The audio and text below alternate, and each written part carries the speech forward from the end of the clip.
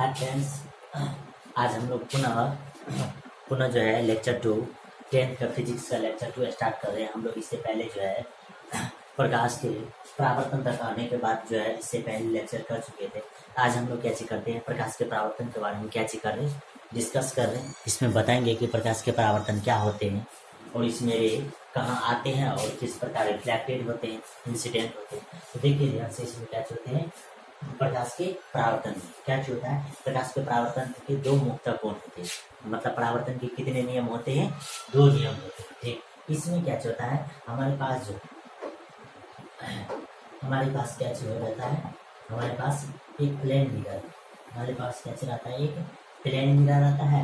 इस plane mirror पे जो है कोई भी रे आते हैं, प्लेन मिरर के जिस बिंदु पर इंसिडेंट होती है उसी बिंदु पर, यानी कि इस बिंदु को हम लोग कैसे बोलते हैं, आपतन।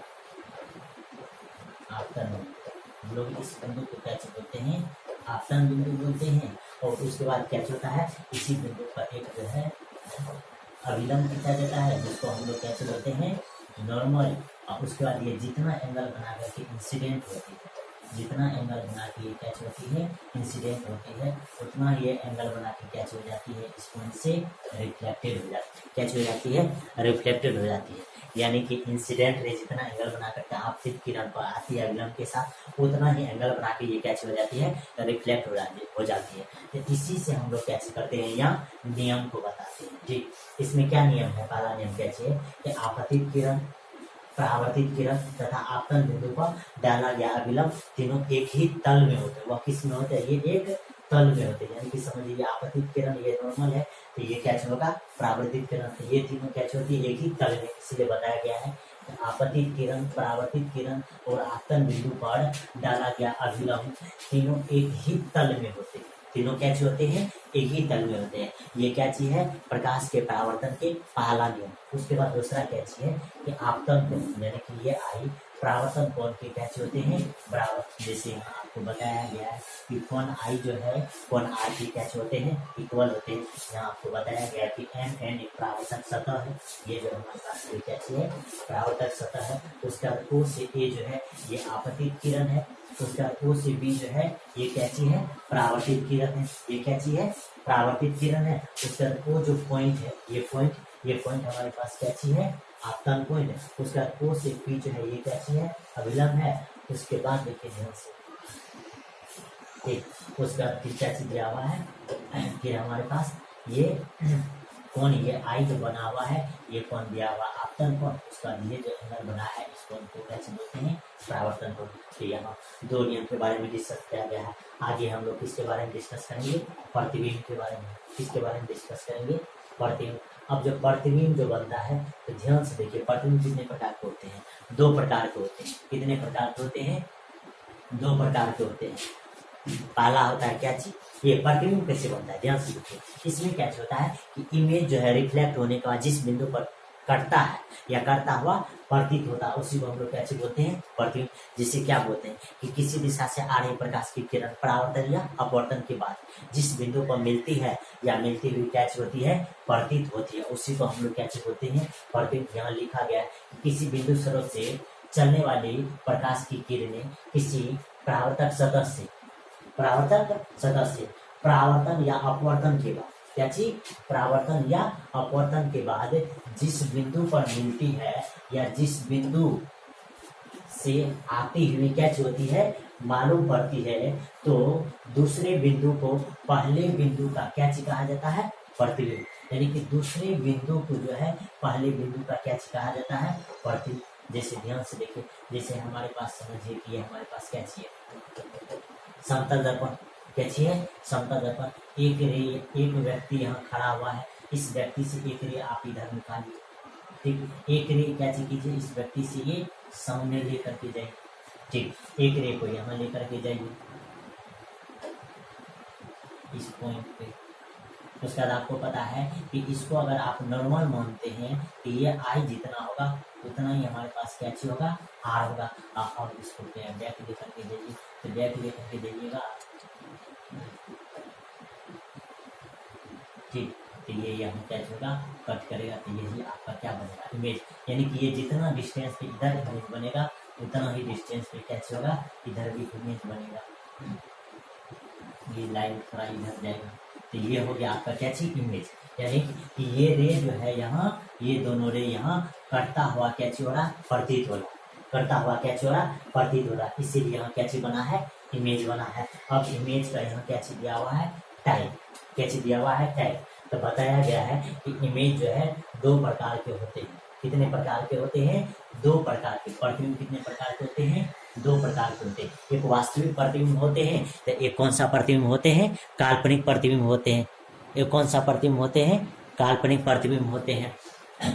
वास्तविक प्रतिबिंब देखिए कैसे बनते हैं, कारण कि प्रकाश की किरण के किसी बिंदु पर वास्तविक रूप से क्या चीज, वास्तविक रूप से मिलने पर प्रतिबिंब को क्या चीज बोलते हैं, वास्तविक प्रतिबिंब कहते हैं। वास्तविक रूप से जब बनता है तो उसको क्या चीज बोला जाता है, वास्तविक प्रतिबिंब। क्या चीज बोला जाता है, वास्तविक प्रतिबिंब। यानी कि प्रकाश की किरण के किसी बिंदु पर वास्तविक रूप से जब मिलता है तो उसको बोलते हैं वास्तविक प्रतिबिंब। जब काल्पनिक रूप से मिलता है तो उसको क्या चीज बोलते हैं, काल्पनिक प्रतिबिंब। अब ये बताया गया वास्तविक प्रतिबिंब को हमेशा उल्टा होता है।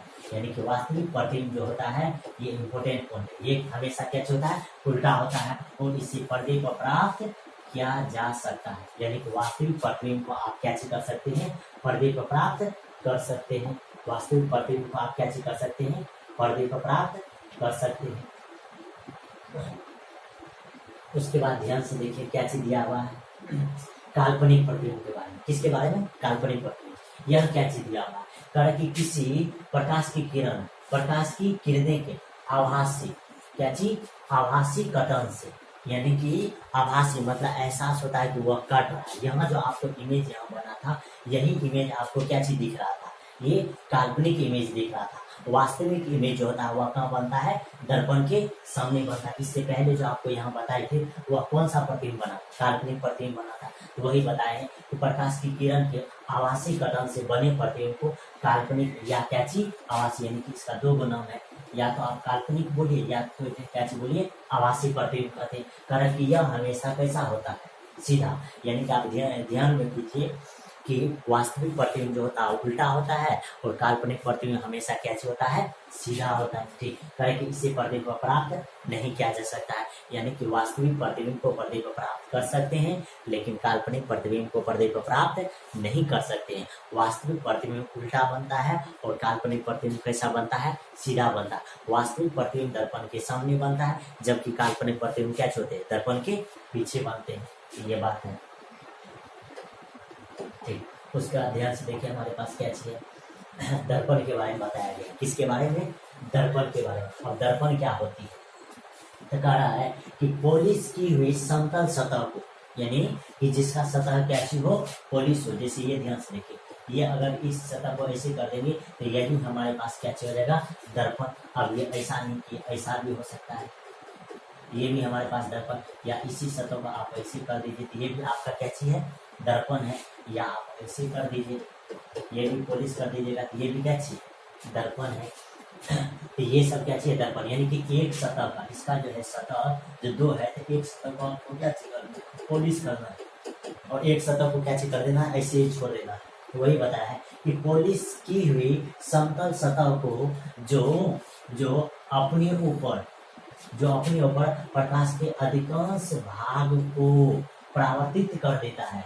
यानी कि इस पे जब प्रकाश को दीजिएगा तो वह परावर्तित कर देगा, क्योंकि वह पॉलिश किया हुआ सतह है, उससे प्रकाश का परावर्तन नहीं होगा। यानी परावर्तित कर देता है तो उसको क्या चीज बोलते हैं, दर्पण कहते हैं। यानी कि पॉलिश की हुई सतह पर अगर प्रकाश की किरण आपतित होती है तो वह अधिकांश भाग को क्या कर देता है, परावर्तित कर देता है। यानी कि आया रिटर्न कर देगा, फिर यहाँ क्या इधर क्या कर देगा, रिटर्न कर देगा। तो यही हमारे पास क्या हो जाता है, दर्पण। या ऐसे भी आप बोलते हैं कि दर्पण किसी खोखले गोले का एक क्या होता है, भाग होता है। ठीक, फिर आगे देखिए ध्यान से, यहाँ क्या बताया गया है, दर्पण के प्रकार। क्या चीज बताया गया है, दर्पण के प्रकार के बारे में। किसके बारे में बताया गया है, दर्पण के प्रकार के बारे में। तो दर्पण के प्रकार कितने होते हैं, तो दर्पण के प्रकार देखिए क्या क्या है। एक दिया हुआ समतल दर्पण, एक दिया हुआ गोलीय दर्पण, एक क्या चीज दिया हुआ है, उत्तल दर्पण, यानी कि गोलीय दर्पण का दो भाग है, एक उत्तल एक अवतल। ऐसे दर्पण कितना दिया हुआ है? दो। एक समतल दर्पण बताया गया है, एक कौन सा दर्पण बताया गया है? गोलीय दर्पण। समतल दर्पण देखिए किसको बोलेंगे? कहा कि जिस दर्पण की परावर्तक सतह समतल होती है उसे समतल दर्पण कहते हैं। जैसे ये दर्पण आपको दिख रहा है, इसका परावर्तक सतह क्या चीज है?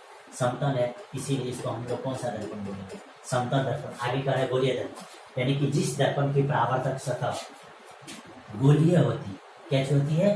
गोलीय होती है, उसको कैसे बोलते हैं? गोलीय दर्पण। जैसे देखिए यहाँ आपको बगल में दिया हुआ है, कह कि जिस दर्पण की परावर्तक सतह ये कैसी होती है? गोलीय होती है, यानी कि ये समझ लीजिए किसी गोले का क्या चीज है? भाग है। ये आप ले लीजिए, ठीक। इसको दो बराबर भाग में बांट लीजिएगा, तो ये जो भाग आपको दिखेगा या इधर वाला भाग जो दिखेगा, यही भाग आपका क्या हो जाएगा? दर्पण। जैसे ये आधा भाग ले लीजिए, इसको पुलिस कर दीजिए, तो यही आपका कौन सा दर्पण हो जाएगा? गोलीय दर्पण। या आप ऐसे करके ले लीजिए, ऐसे करके लीजिएगा, तो ये सब ऐसे कर लीजिए। तो यहाँ अंदर वाले सतह को पोलिश किया हुआ है, यहाँ बाहर वाले सतह को कैच किया गया है? पोलिश किया गया है, ठीक। तो कह रहा है कि जिस दर्पण की परावर्तक सतह कैसी होती है? गोलीय होती है, उससे गोलीय दर्पण कहते हैं। करिए कि दो प्रकार के होते हैं गोलीय दर्पण जो होता है, यह कितने प्रकार के होते हैं? यह दो प्रकार के होते हैं। एक अवतल दर्पण होता है और ये कौन सा दर्पण होता है? उत्तल दर्पण। अवतल दर्पण का क्या होता है? कह रहा है कि जिस दर्पण की परावर्तक सतह उभरी हो, परावर्तक सतह क्या चीज होना चाहिए? उभरी। यानी कि इस पे अगर ये हम मान करके मेरा प्रिंसिपल एक्सिस है, इस पे अगर कोई भी रे आएगा तो ये कैच होगा, ये नॉर्मल इधर बना करके और ये कैच हो जाएगा इधर फोकस पे आ जाएगा। यानी कि इसमें कैच होगा, इसका जो परावर्तक सतह है, ये इसका ये इधर वाला भाग जो है, ये इसका कौन सा सतह है? परावर्तक सतह है। और ये कैसा है? उभरी हुई है, इसीलिए इसको कौन सा दर्पण कहते हैं? उत्तल दर्पण। उसके बाद देखिए अवतल दर्पण, कर जिस दर्पण की परावर्तक सतह, इसका ये जो बाहर का भाग है, ये इसका परावर्तक सतह, कर ये क्या चीज? धसी हुए। देखिए आपको धसा हुआ दिख रहा है, इसीलिए इसको कौन सा दर्पण बोलते हैं? अवतल दर्पण। तो आप कैसे याद कीजिएगा? बोलेगा कि जिस दर्पण की परावर्तक सतह उभरी होती है उसको उत्तल दर्पण कहते हैं, और जिस दर्पण की परावर्तक सतह धसी होती है उसको कैसे बोलते हैं? अवतल दर्पण बोलते हैं। इसको इंग्लिश में कॉन्वेक्स लेंस बोलते हैं, इसको इंग्लिश में कॉनकेव मिरर बोलते हैं। लेंस नहीं, मिरर बोलेंगे, ठीक। उसके बाद देखिए तीसरा टाइप जो होता है इसका क्या चीज? परवलयिक दर्पण। क्या चीज होता है? परवलयिक दर्पण। बोलते हैं कि जिस दर्पण की परावर्तक सतह पूर्णतः गोल नहीं होता है, उसी दर्पण को हम लोग क्या चीज बोलते हैं? परवलयिक दर्पण। क्या चीज बोलते हैं? परवलयिक दर्पण बोलते हैं। यहाँ देखिए क्या चीज बताया गया है कि जिस दर्पण की परावर्तक सतह पूर्णतः गोल, यानी कि पूरी तरह से गोल नहीं होता है, जैसे यहाँ दिख रहा होगा, ये पूरी तरह से गोल नहीं है, इसीलिए इसको कैसे बोलते हैं? परवलयिक दर्पण बोलते हैं। आगे कह रहे कि समतल दर्पण द्वारा बने प्रतिबिंब की कैसे दिया हुआ है? विशेषता। तो समतल दर्पण में जो प्रतिबिंब बनता है इसका क्या विशेषता है? तो इसका यही विशेषता है कि इसमें जो प्रतिबिंब बनता है, समतल दर्पण में जो प्रतिबिंब बनता है, ध्यान से देखिए बताया गया कि समतल दर्पण द्वारा बना प्रतिबिंब हमेशा आभासी और सीधा, यानी कि समतल दर्पण में काल्पनिक प्रतिबिंब बनता है और वह प्रतिबिंब कैसे होता है? सीधा होता है। ये पहला इसका कैरेक्टर्स है। दूसरा क्या चीज कर रहा है कि प्रतिबिंब का आकार वस्तु के आकार के क्या होते हैं? बराबर होते हैं। यानी कि इसमें प्रतिबिंब का आकार आप लीजिएगा तो प्रतिबिंब का आकार हो जाएगा H2 और वस्तु के आकार लीजिएगा तो ये क्या हो जाएगा? H1। ये हमेशा आपस में कैसे होते हैं? बराबर होते हैं। ये आगे कह रहा कि प्रतिबिंब दर्पण के उतना ही पीछे बनता है जितनी वस्तु समतल दर्पण की क्या होती है? सामने। यानी कि आपके पास अगर ये समतल दर्पण दिया हुआ है, इसमें अगर कोई वस्तु यहाँ है, इसका प्रतिबिंब भी कहाँ बनेगा? यहाँ। यानी कि इसकी दूरी को, वस्तु की दूरी को अगर आप u लीजिएगा तो प्रतिबिंब दूरी क्या होगा? v। यानी समझिए कि u और v आपस में क्या होता है? इक्वल होता है। तो इसका तीन बात क्या हो गया? पहला बात हो गया कि आभासी प्रतिबिंब यानी काल्पनिक बनता है और ये सीधा बनता है। दूसरा हो गया कि प्रतिबिंब का भी आकार और वस्तु का भी आकार आपस में क्या होता है? बराबर। और तीसरा पॉइंट क्या है कि समतल दर्पण से जितना वस्तु सामने होती है उतना ही क्या होती है? पीछे। इसका मतलब इसका वस्तु दूरी u लेंगे, प्रतिबिंब दूरी v लेंगे, तो ये दोनों आपस में क्या होगा? इक्वल होगा। यही बात यहाँ क्या किया गया है? बताया गया है। आगे देखिए चौथा बात क्या बताया गया है कि प्रतिबिंब पार्श्व रूप से क्या होती है, परिवर्तित होती है। पार्श्व रूप से परिवर्तित होने का मतलब क्या चीज है, समतल दर्पण में आप अपना दायां हाथ दिखाइएगा तो आपको बायां हाथ दिखेगा, बायां हाथ दिखाइएगा तो क्या चीज दिखेगा, दायां भाग, यानी कि इसको बोलते हैं क्या चीज, वह पार्श्व रूप से क्या होते हैं, परिवर्तित होते हैं। ये देखिए इसका हाइट अगर h1 लीजिएगा और इमेज का हाइट क्या चीज लीजिएगा, h', ये आपका इमेज है और ये आपका क्या चीज है, ऑब्जेक्ट है। ऑब्जेक्ट के हाइट और इमेज का हाइट ये आपस में क्या चीज होगा, इक्वल होगा। ठीक, उसके बाद ये वस्तु दूरी अगर u लीजिएगा और प्रतिबिंब दूरी अगर v लीजिएगा तो ये u बराबर क्या हो जाएगा, v। ये सब कंडीशन, ठीक, यही सब आपको क्या चीज क्या गया है यहाँ बताया गया, जैसे यह, ठीक, ये था इसका।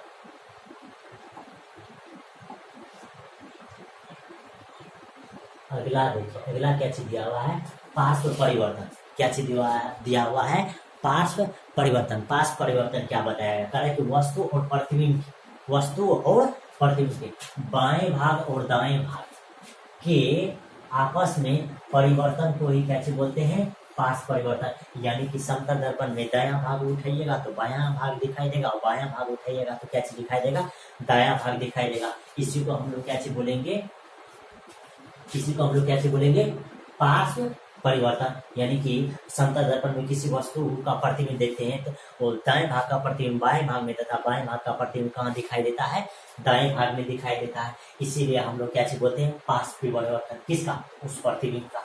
आगे बताया गया है कि गोलीय दर्पण से संबंधित कुछ टर्म्स दिया हुआ, क्या चीज दिया हुआ है, टर्म्स दिया हुआ है आपको। गोलीय दर्पण से संबंधित टर्म्स यानी कि गोलीय दर्पण में क्या क्या चीज दिया हुआ रहता है या क्या क्या चीज होता है। हाँ, इसमें देखिए आपको क्या क्या दिया, पहला दिया है क्या चीज, ध्रुव। तो गोलीय दर्पण में क्या होता है, ध्रुव। तो ये देखिए ध्यान से, ये आपके पास एक समझिए गोलीय दर्पण है, इसका एक आप जो है प्रधान अक्ष ले लीजिए, ये क्या चीज ले लीजिए, प्रधान अक्ष। तो प्रधान अक्ष गोलीय दर्पण के जिस बिंदु से पास करती है, यानी जिस मध्य बिंदु से पास करती है, इसी मध्य बिंदु को हम लोग क्या चीज बोलते हैं, ध्रुव, जिसको किससे डिनोट करते हैं, पी से। यही बताया करें कि गोलीय दर्पण की सतह की, ये गोलीय दर्पण के सतह की, ये इसका क्या चीज है, ये सतह, ये इसका क्या चीज है, ये इधर वाला भाग सतह है। करें सतह के मध्य बिंदु को, ये सतह का ये क्या चीज हो गया, मध्य बिंदु को दर्पण का क्या चीज कहा जाता है, ध्रुव। यानी कि गोलीय दर्पण के सतह के मध्य बिंदु को क्या चीज कहा जाता है, ध्रुव। इसको किससे डिनोट किया जाता है, पी से। किससे डिनोट किया जाता है, पी से। अगला पॉइंट क्या दिया हुआ है, कार्य की वक्रता केंद्र। तो वक्रता केंद्र क्या हो जाएगा, ये जो आपके पास ये जो गोलीय दर्पण है, ये समझिए ये एक गोला ही है, ये क्या चाहिए, गोला है। तो इसका तो सेंटर होगा, इसका क्या चीज होगा, सेंटर। तो इसके सेंटर को ही क्या चीज बोलते हैं, वक्रता केंद्र। जैसे यहाँ देखिए गोलीय दर्पण जिस खोखले गोले का, यानी कि जिस गोले का भाग होता है उसके केंद्र को, उसके केंद्र को ही दर्पण का क्या चीज कहते हैं, वक्रता केंद्र। यानी कि गोलीय दर्पण जिस खोखले गोले का एक भाग होता है उस गोले के केंद्र को क्या चीज कहते हैं, वक्रता केंद्र। इसको किससे डिनोट किया जाता है, इसको सी से डिनोट किया जाता है। किससे डिनोट किया जाता है, सी से। अब इसी में देखिए, इसी में ये जो आप ले लीजिएगा, ये आपके पास त्रिज्या हो जाएगा। क्या चीज, त्रिज्या, जो आगे दिया हुआ है। कह रहा है कि वक्रता त्रिज्या, वक्रता त्रिज्या क्या चीज हो जाएगा, सेम परिभाषा बोलेंगे। क्या चीज, दर्पण के ध्रुव, यानी समझिए कि ये दर्पण का क्या चीज, ध्रुव, और वक्रता केंद्र यानी सी, केंद्र के बीच की दूरी को क्या चीज कहते हैं, वक्रता त्रिज्या। क्या चीज कहते हैं, वक्रता त्रिज्या। ध्यान से देखिए वक्रता त्रिज्या किसको बोलते हैं, समझिए कि ये आपके पास क्या चीज है, एक ये आपके पास एक दर्पण, ठीक, इसका आप क्या चीज लिए, आप एक प्रधान अक्ष लिए, ये इसका क्या चीज है, ये इसका ध्रुव है। तो इसका तो सेंटर होगा, ये सेंटर हुआ, यानी इसको बोलते हैं वक्रता केंद्र। तो ये जो हमारे पास जो दिया हुआ है वक्रता त्रिज्या, आपको पता होगा कि गोला का ये सेंटर है, इसके यहाँ से यहाँ तक की दूरी को ही क्या चीज बोलते हैं, वक्रता त्रिज्या। तो ही है सेंटर से ये ध्रुव, सेंटर से ध्रुव के बीच की दूरी को क्या चीज बोलते हैं, वक्रता त्रिज्या। क्या चीज बोलते हैं, वक्रता त्रिज्या। यही बताया गया, दर्पण के ध्रुव और वक्रता केंद्र के बीच की दूरी को, ये जो आपके पास दूरी है, इसी दूरी को क्या चीज कहा जाता है, त्रिज्या कहते हैं। इसे किससे डिनोट किया जाता है, आर से डिनोट किया जाता है। आगे क्या चीज करा आपको, मुख अक्ष। मुख अक्ष को ही दूसरा नाम क्या चीज होता है, प्रधान अक्ष। क्या चीज नाम होता है, प्रधान अक्ष, जिसको हम लोग क्या चीज बोलते हैं, प्रिंसिपल एक्सिस। ध्यान से देखिए, दर्पण के ध्रुव और वक्रता केंद्र को, दर्पण के ध्रुव ये है, दर्पण के ध्रुव ये है और वक्रता केंद्र ये है, को मिलाने वाली रेखा को दर्पण का क्या कहते हैं, मुख अक्ष। यानी कि ये केंद्र और ध्रुव को जब मिलाते हैं तो ये जो लाइन है, इसी लाइन को हम लोग कैसे बोलते हैं, प्रिंसिपल